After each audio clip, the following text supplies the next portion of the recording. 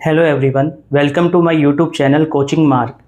आज की इस वीडियो लेक्चर में हम पढ़ेंगे एक बहुत ही इम्पोर्टेंट नारीवादी विचारिका जिनका नाम है मैरी वोllस्टोनक्राफ्ट। देखिएगा, मैरी वोllस्टोनक्राफ्ट एक ब्रिटिश नारीवादी विचारिका है।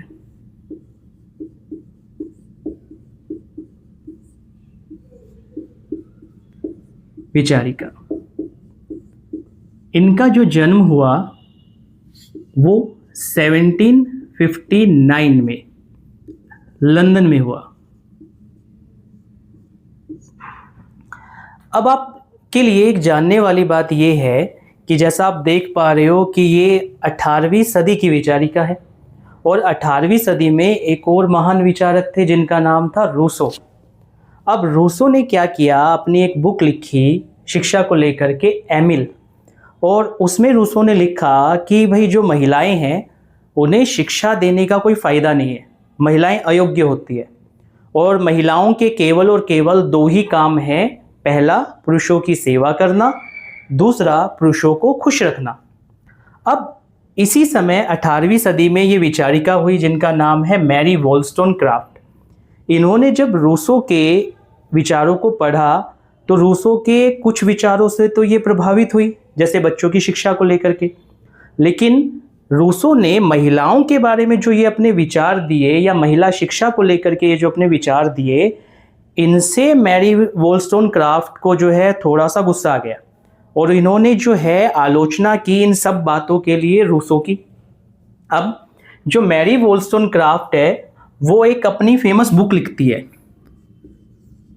इनकी जो फेमस बुक है उसका नाम है अ विंडिकेशन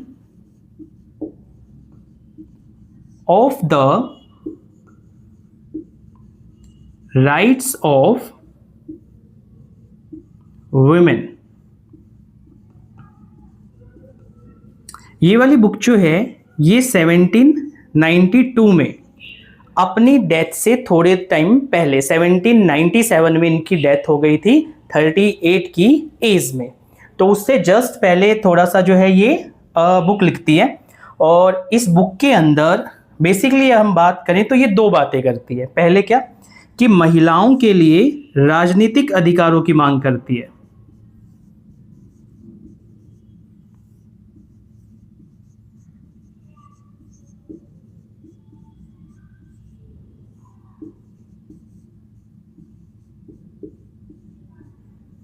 और दूसरी बात जो इस बुक के बारे में आप लोग याद रखेंगे, एग्जाम पॉइंट ऑफ व्यू से इंपॉर्टेंट है, वो ये कि इस बुक को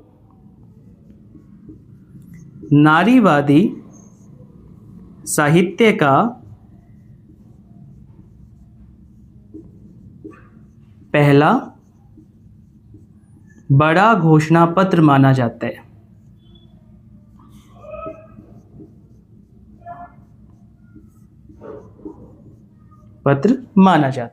मतलब नारीवाद के बारे में, महिलाओं की शिक्षा को लेकर के इस तरह की बातें पहले हुई नहीं थी जैसी कि अब हो रही थी। तो इस बुक को जो है क्या माना जाता है, नारीवादी साहित्य का पहला बड़ा घोषणा पत्र। हालांकि इसके बारे में हम और बातें करेंगे, इनके विचारों के बारे में।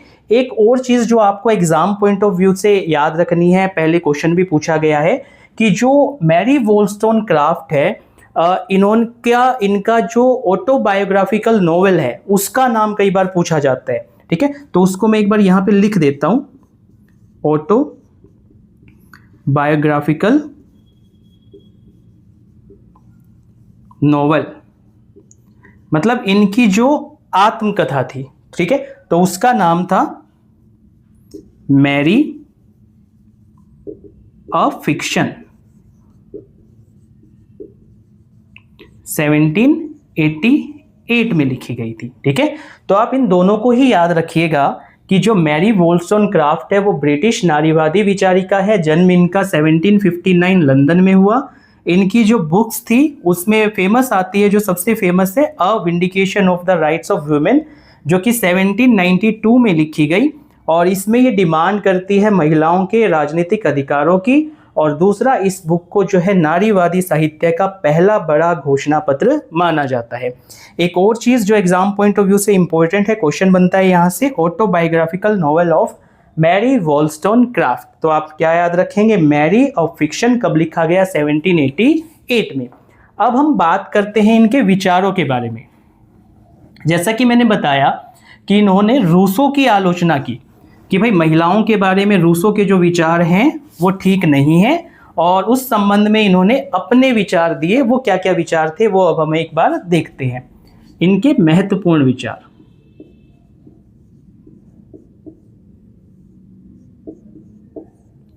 इनका जो पहला सबसे इंपॉर्टेंट विचार आता है वो आता है शिक्षा में लैंगिक भेदभाव के खिलाफ।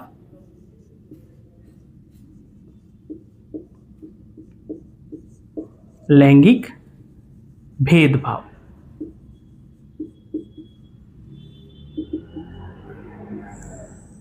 अब देखिए यहां पे समझने वाली बात यह है कि मैरी वॉलस्टोनक्राफ्ट कहती है कि भाई जो महिलाएं हैं वो जन्म से कम बुद्धिमान नहीं है। ये बात सही नहीं है कि भाई महिलाएं कम बुद्धिमान होती है। मैरी वॉलस्टोनक्राफ्ट कहती है कि आपकी शिक्षा प्रणाली दोषपूर्ण है, आपकी शिक्षा व्यवस्था ऐसी है जो कि महिलाओं की बुद्धिमत्ता को कम करती है, महिलाओं की योग्यता को कम करती है। तो पहली बात जो ये कहती है वो ये कि शिक्षा में लैंगिक भेदभाव किया जाता है। आपकी जो शिक्षा प्रणाली है वो महिलाओं के साथ भेदभाव करती है और उनकी योग्यता में कमी करती है। तो मेन बात जो है वो यहाँ पे यही आती है कि महिलाओं में जन्म से बुद्धिमत्ता की कमी नहीं होती, जो है वो कम नहीं होती, बल्कि क्या चीज है यहाँ पे, शिक्षा में ही दोष है। मतलब शिक्षा प्रणाली ही क्या है, दोषपूर्ण।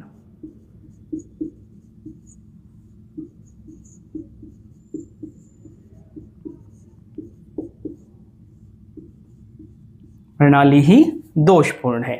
अब अच्छा, जब हम ये बात कर रहे हैं तो हम ये 18वीं सदी के यूरोप की बात कर रहे हैं, क्योंकि मैरी वॉलस्टोनक्राफ्ट जो है वो जब लिख रही है तब उस समय यूरोप में 18वीं सदी का समय है। तो ये कहते हैं कि उस समय जो शिक्षा प्रणाली थी वही दोषपूर्ण है, उसमें लैंगिक भेदभाव है, जिसकी वजह से महिलाओं की जो क्षमताएं हैं, जो योग्यताएं हैं, उनमें कमी आती है।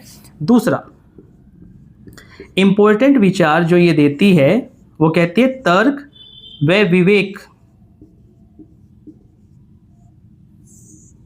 अब देखो उस समय ऐसा माना जाता था कि भाई महिलाएं जो है वो कम तार्किक होती है, उनमें सोचने समझने की क्षमता नहीं होती। लेकिन मैरी वॉलस्टोनक्राफ्ट कहते हैं कि भाई ये सारी बातें झूठ है। महिलाओं में तार्किक क्षमता भी होती है, महिलाओं में सोचने समझने की क्षमता भी होती है, बशर्ते उनको आप दो चीजें प्रोवाइड तो करो पुरुषों के इक्वल। क्या क्या दो चीजें? पहला, बौद्धिक स्वतंत्रता,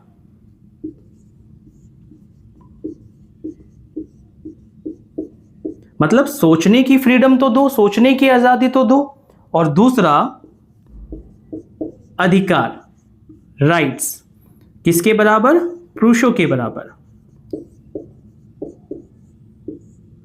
ठीक है, तो मैरी वॉलस्टोनक्राफ्ट कहती है कि भाई ये बात झूठ है कि महिलाओं में सोचने समझने की क्षमताएं नहीं होती, बल्कि एक्चुअल में जो सच है वो ये है कि महिलाओं को आप कभी भी पुरुषों के बराबर बौद्धिक स्वतंत्रता या तो अधिकार देते ही नहीं हो, और इसी वजह से उनकी सोचने समझने की जो क्षमता है वो कहीं ना कहीं लिमिटेड हो जाती है। ठीक है, अब आता है थर्ड विचार, पारिवारिक भूमिका।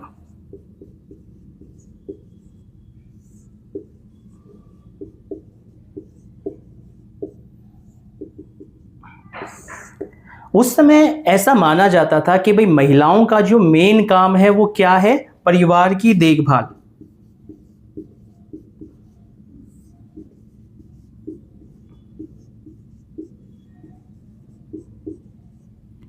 लेकिन जो मैरी वॉलस्टोनक्राफ्ट है वो कहती है कि महिलाओं को केवल अपना समय परिवार की देखभाल में नहीं लगाना चाहिए, बल्कि उन्हें अपने आप को शिक्षित करना चाहिए।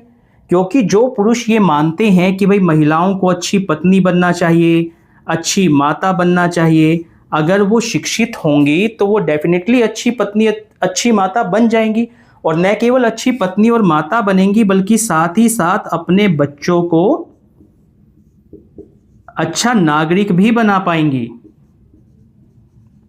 अच्छा नागरिक या सिटीजन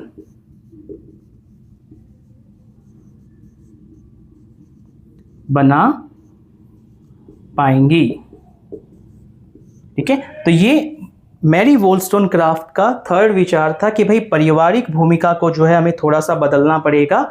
महिलाओं का काम केवल परिवार की देखभाल करना नहीं है, बल्कि अगर उन्हें अच्छी पत्नी, अच्छी माता बनना है तो उन्हें अपने आप को पहले शिक्षित करना होगा। अगर वो अपने आप को शिक्षित करेंगी तो वो अपने बच्चों को अच्छा सिटीजन बना पाएंगी, अच्छा नागरिक बना पाएंगी।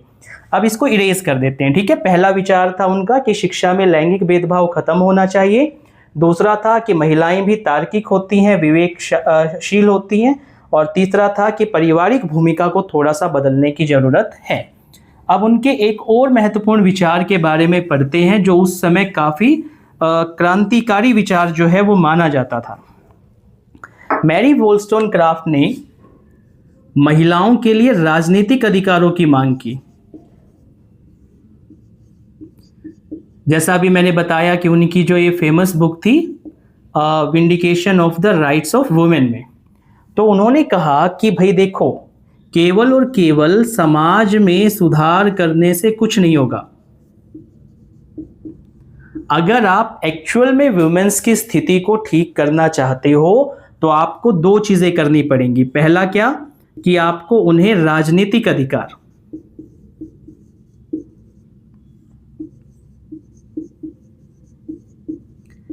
सिंपल भाषा में आप कहें तो मत देने का अधिकार, वोटिंग राइट आप बोल सकते हो, मत देने का अधिकार देना होगा। और इसके साथ साथ सारे के सारे जो नागरिक अधिकार हैं वो भी आपको उनको देने होंगे। आप सबको पता होगा कि अमेरिका के अंदर जो सफरेज मूवमेंट चला उसमें एक बड़ा नाम जो है वो किसका था, मैरी वोllstonecraft का था। और इसीलिए कहीं ना कहीं आप देखेंगे कि इन्हें आधुनिक नारीवाद की जननी भी कहा जाता है। तो ये दोस्तों कुछ इंपॉर्टेंट विचार थे मैरी वोllstonecraft के। उनका जन्म कब हुआ, कहाँ जन्म हुआ, उन्होंने कौन सी फेमस बुक लिखी, उनके ऑटोबायोग्राफिकल नॉवेल को क्या कहते हैं, उनके इम्पोर्टेंट विचार क्या थे, वो रूसो की आलोचक थी। तो ये सारी चीज़ें जो है वो एग्ज़ाम पॉइंट ऑफ व्यू से इम्पोर्टेंट है। अगर आप इतना इनके बारे में पढ़ लेते हैं तो वो एग्ज़ाम के पॉइंट ऑफ व्यू से सफिशिएंट है। होप सो आपको ये सारी बातें समझ में आई होंगी। अगर आप ऐसे और वीडियोज़ चाहते हैं तो मेरे चैनल को लाइक कीजिए, सब्सक्राइब कीजिए। Thank you.